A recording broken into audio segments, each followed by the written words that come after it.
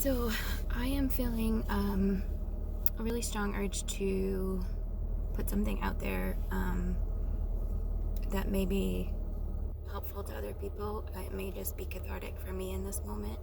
Um, but it's a connection that I've just made in my head, and maybe it's silly that it's taken me this long to see it. And it has to do with people who care about other people too much. I don't believe that that's a thing, just to sort of start out, that you can't. I don't believe that there's such a thing as caring about other people too much. I do think that there is such a thing as being codependent, caring about people to the point where you are hurting yourself. And the connection that I want to make for this is to those children, teenagers, or adult children of borderline personality disordered parents. So I don't talk about this much, at least not in a public forum, and certainly not in my work that I do, but I'm trained in dialectical behavior therapy because I was very fortunate, but also primarily because I wanted to learn the treatment that's most recommended for borderline personality disorder, because I have a parent who I believe is undiagnosed with borderline personality disorder. And I'll be honest, if this video gets around, they're not going to be happy with me, and there could be a lot of people not happy with me, but that's not an unusual predicament of mine. So and that's the thing, right? That's not an unusual predicament of mine, because there's nothing I could do to satisfy my parents growing up. Nothing. Straight A's, like the most well-behaved child. There's no achievement that I've ever made that's enough. And that's the thing, is you grow into this person who has become accustomed to having to meet somebody else's emotional needs, because as a child, as a baby, you cannot provide for yourself. And so what do you need to do in order to survive? You need to get this other person to take care of you. You need to get this other person to pay attention to you. And if that person is reactive to your emotions, then you manage your emotions in order to get what you need. And that's resourceful. It's later something that people call manipulative, and I don't like that word, because the behavior originates somewhere. And I think that's a lot of what DBT talks about too. But I digress a little bit.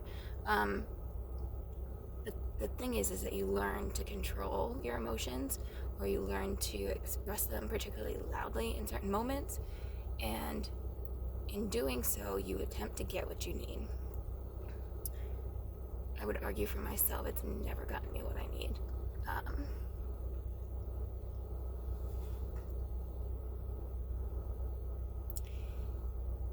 Because I'm not a child anymore, and I can take care of myself. I don't need somebody else to provide me with the basics. What I needed was connection. What I needed was love. And that's something that, unfortunately, and I have forgiven my parent, and I understand that they did the best with what they had, and that took a very long time. And there's still times where anger comes out. But it wasn't what I needed. It wasn't enough. And the reality is that who I am today is largely reflective of who I had to be within that family system. And there's a lot of great things actually that come with that. So I understand a lot of people have gone through really painful stuff. I have a lot of empathy for other people because I pick up on other people's emotions very easily. I'm an empath. So, and people have a lot of different definitions of what an empath is, but if you live your life learning to be responsive to everyone else's needs, you become hyper vigilant about their emotions, to the extent where I can make up people's emotions. Like I can get like panicky and very worried about what other people are feeling, and if I can't read someone, then that becomes a situation in which I panic. My fight or flight goes into overdrive, because if I can't read somebody, my survival's on the line, according to my child brain, my inner child. And that's very real. It's very important for me to acknowledge that inner child, and a lot of the time I am just frustrated with that part of me. I feel like it's crazy. I don't understand it. I don't show compassion for it. And I'm trying, and I'm working on that. But it's problematic. It's frustrating as hell. And in those moments, I lose control. It becomes this automatic reaction of survival. And so breaking the impulsiveness of that, the response of that, is so very hard. And that is the imprint of trauma for a lot of people, and particularly attachment trauma.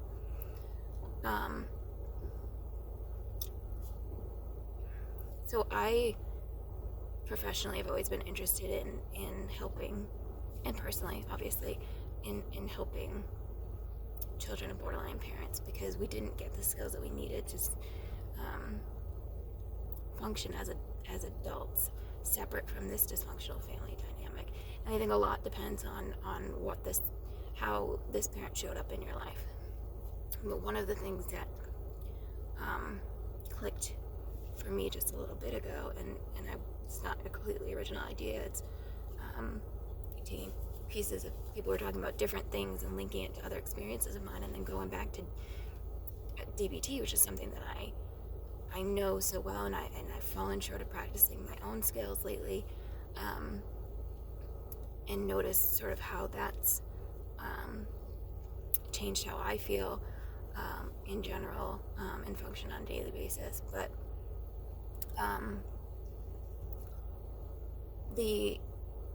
so my experience, and I think a lot of people's experience from what I've been able to connect with other people who are adult children of borderline parents, or narcissistic parents, the two are sort of interchangeable. I mean, there are differences, but they're very similar. Is that oftentimes any moment that you're not meeting that parent's need, because again, they're not able to emotionally regulate within themselves, right? So they need their environment to sort of provide that regulation for them.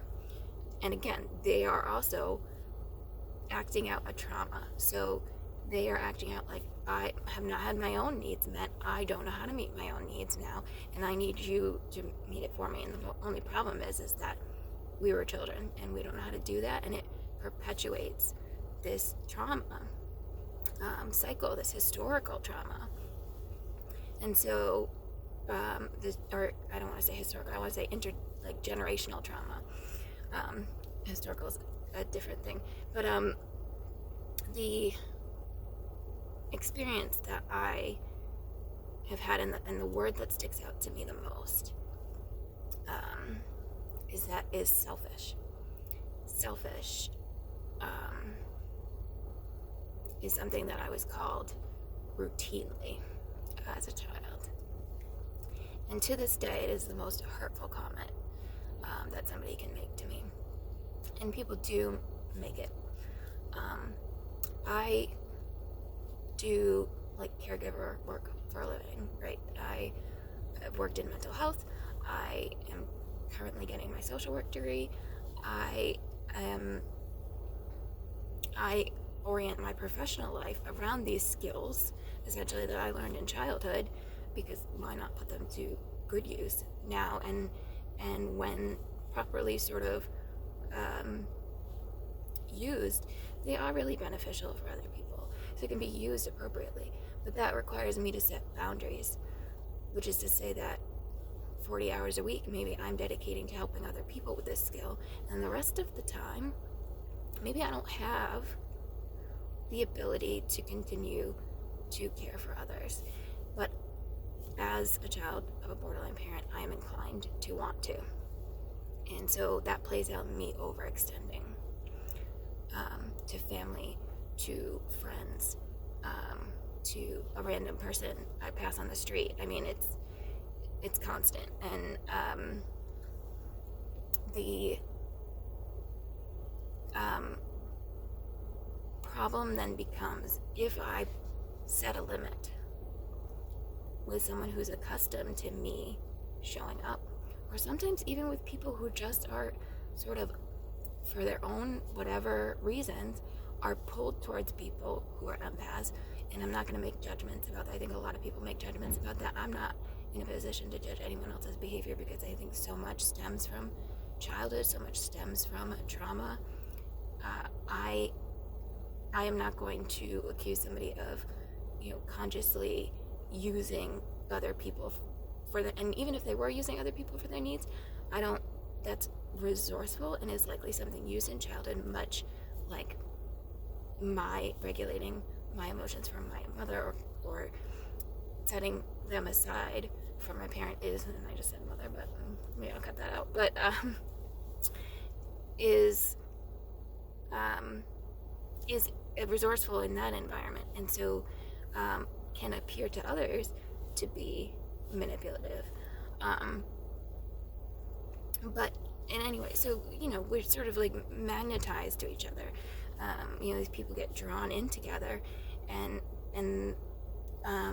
or other types of people get drawn to empaths, and the problem becomes, suddenly this word comes up again, right? Selfish. And it's an instant trigger for me, and I'm assuming it is for other people, that this term selfish is the ultimate betrayal for a borderline parent, right? You're not doing my emotional regulating for me. And although that was not my responsibility, that's what occurred. That was the need within that family dynamic. So every time I heard selfish, it was a time where I said, I'm going to do something for myself. And so when these lessons get played out in the family, these lessons get played out to other people in this dynamic. So it wasn't just my parent, it was siblings, it was other people close to the family who would say, yeah, you are being selfish because you went away to college. Because you have a full-time job and you're not spending enough time taking care of us or paying attention to us. And so things that I decided to do for myself, to push myself forward,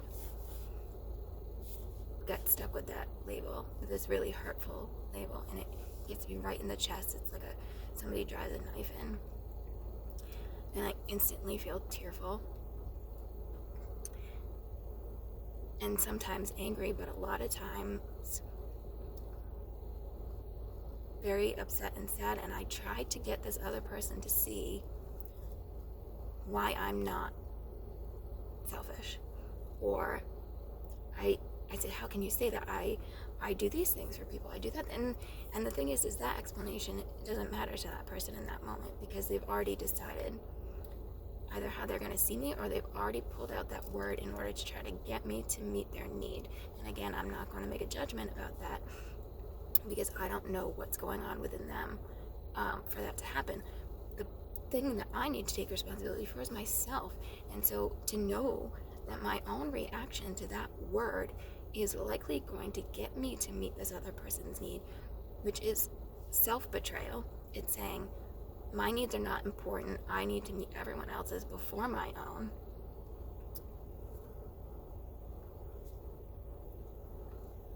And that's not acceptable.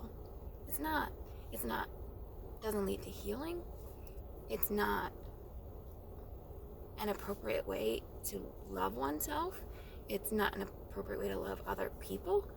It's a really good way to get completely depleted of energy and burnt out.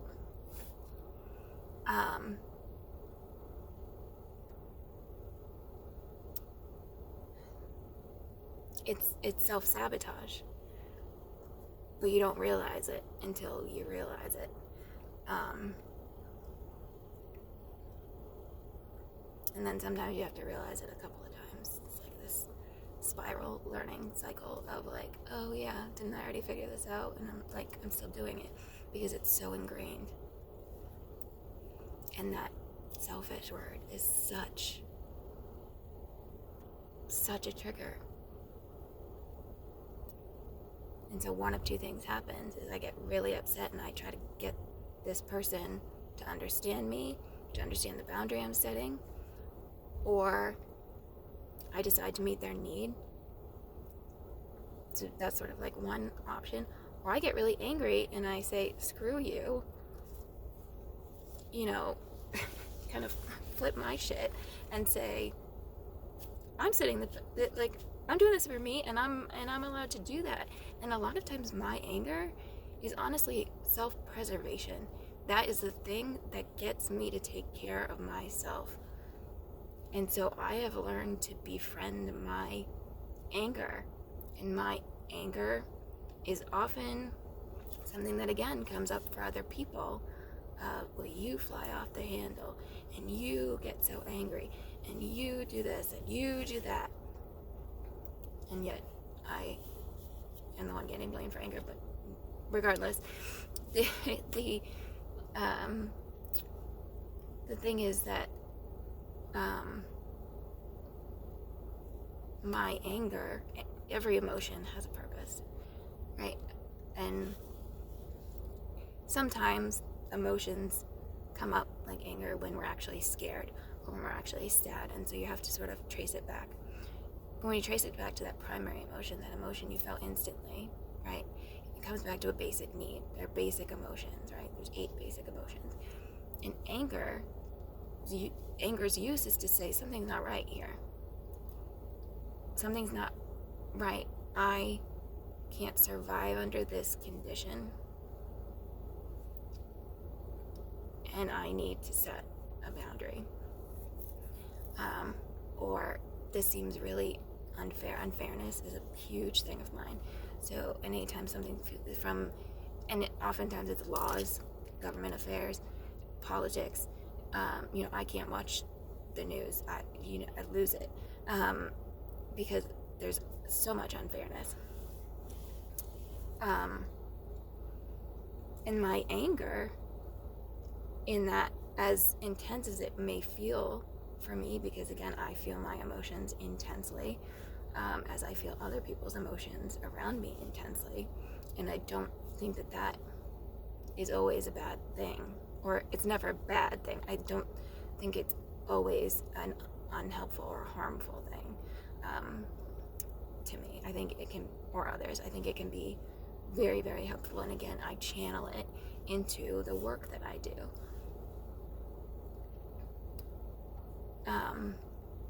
But that anger is saying to me, this is not okay, that's not right, it's not right. And is driving me to do something about it, hopefully. A lot of times it's driving me to want to avoid it. But my anger is a motivating emotion. Anger gets you to get what you need. It gets you to fix the situation. And I am not in any way endorsing people blowing up or getting so angry that they're violent.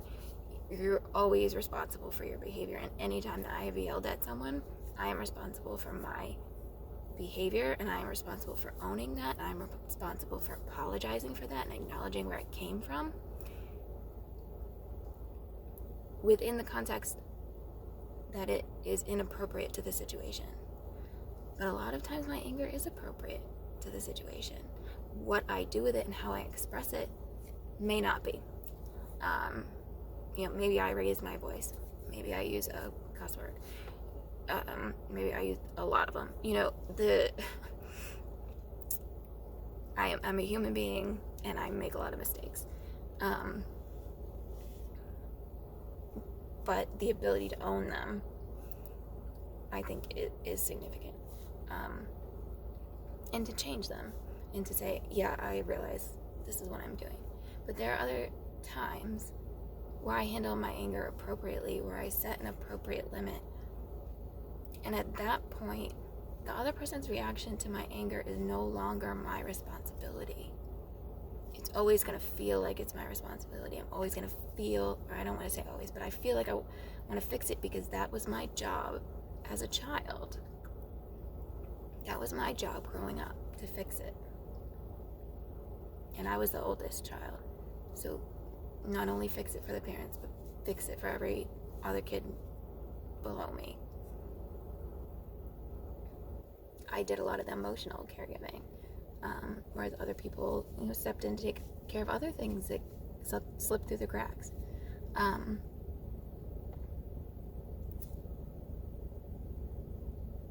But that also came with times where I needed to be by myself to recharge, to get what I needed in. And sometimes that came across as avoidance. Sometimes that came across as just not talking to people at school, just throwing myself into a book for hours. And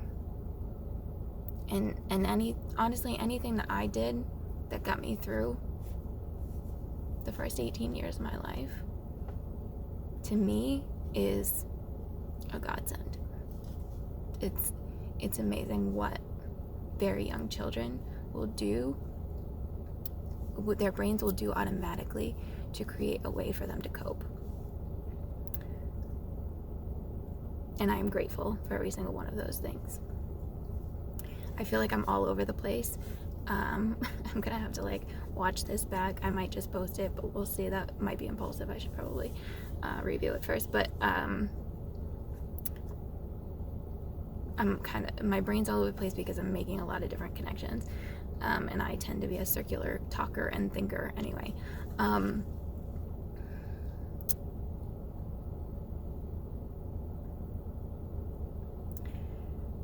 The point is,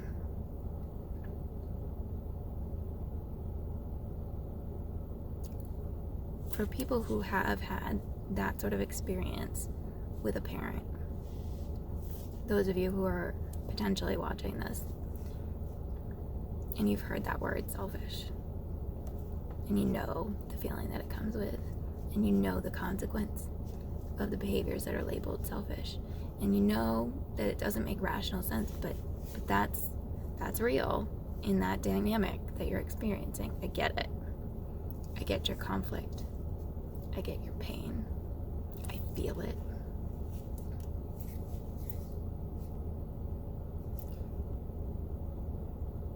But that is your body reacting to, part of me is still a little child who needs this person to love me in order to survive.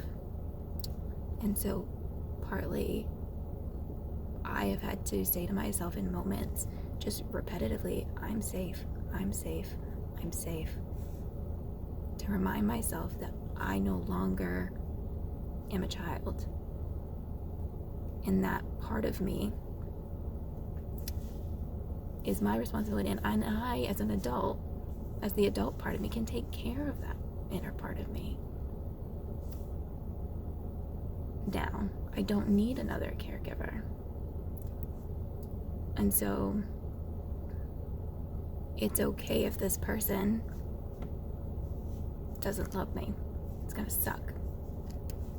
It's gonna feel like a repetition of a bunch of crap that's already happened. It's okay though. I'll be okay. I will survive it. And that's the thing that my body does not understand in the moment. And that's the thing that my emotional body does not understand in the moment. And so I want to say that that's valid for everyone who's experienced it, and also that you will survive because you have until now, and there's a way that you did, and you can change, you can adapt. That's what we did. The brain is constantly changing. Neuroplasticity, you're connecting all kinds of different things. Every time you do something different, your brain's rewiring. And so I can learn to do this differently. And to hear that word selfish as my cue to do it differently. If it gets to that point, there are going to probably be other cues. But I want to say, not only is it valid, but like, maybe this is the thing that we need. Maybe we need to be able to say, hey, you know what? This was my experience. And I want to add in,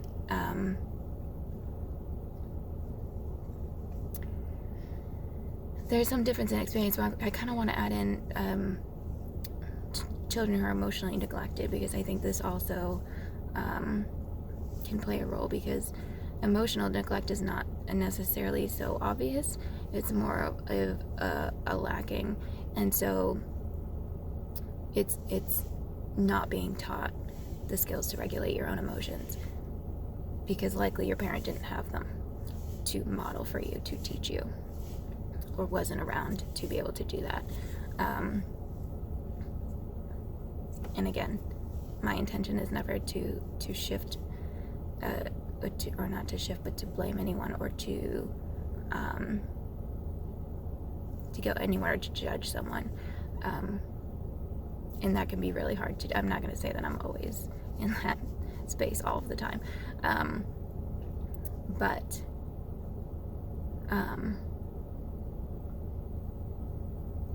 we develop the way we develop for a reason. And everything has a reason, has a cause. And so maybe that's part of the treatment, right? For people who grew up the way that we did, is to maybe get together, support each other in groups, or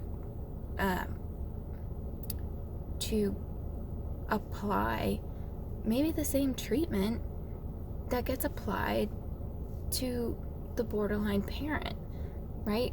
If DBT is the ideal treatment for someone with borderline personality disorder, why would it not be the ideal treatment for a child of a parent with borderline personality disorder? And that's a research project that I want to conduct, because obviously I can only learn what was modeled to me, and I have been fortunate to have had other models in my life. But there are times where I'm definitely like, oh my God, I've turned into my parent. Like everyone does, except this time it's like exceptionally not good. And that sounds more judgmental than I mean it, but it's to say that is not always helpful to me. It's not always emotionally skillful. And so I think it is important that we start treating this as a family dynamic, because it repeats generation after generation. It gets passed down, and it gets passed down because the person who is not able to emotionally regulate is not just the parent in that situation. It's now being taught to that child who has to meet that parent's needs instead of their own. And maybe it's a different type of dysregulation, but it's still a dysregulation. It's still missing a key skill. I think the other part of it is to be able to do like somatic work around that fear response, right?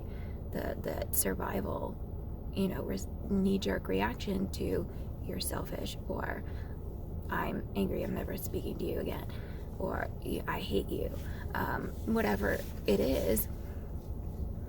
And it can be much more minor than that, but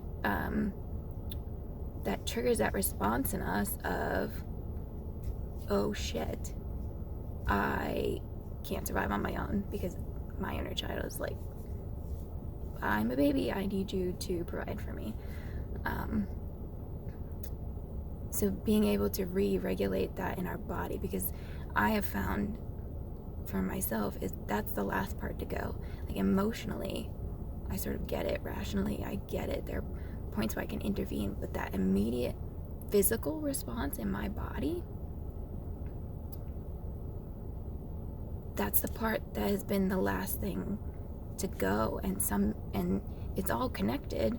So the physical response can trigger the emotion, can trigger the thoughts, and there are times where I get sucked back in.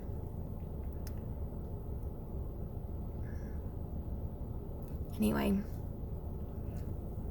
some part of me was just saying, look, you're making this connection. It's important for you right now. Other people may need to know. And part of me has been getting, call it intuition or what you will, but this message of like, you need to show up authentic in some sort of situation. You need to show up with what you're passionate about. And the thing that I'm passionate about is trying to figure out solving this family dynamic. And is that another way that I'm probably caregiving for the family? You betcha. But it's ending a cycle for mine. It stops with me. And so here I am, showing up authentic in a public forum, saying some stuff that I rarely say, which is that this is personal, but that also it connects on so many fronts. There are so many people that I have met, that I've connected with online, that whoever, that are experiencing similar things. And that even if they're not a child of a borderline parent, that, this pull of somebody who's empathic, they're also experiencing similar things. And to be able to, I think, just connect with those people and say, like, I don't know, let's rally.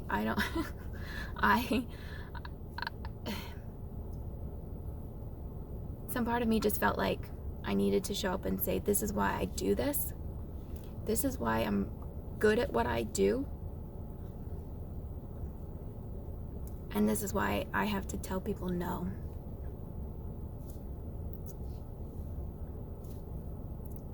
And it's okay if you call me selfish.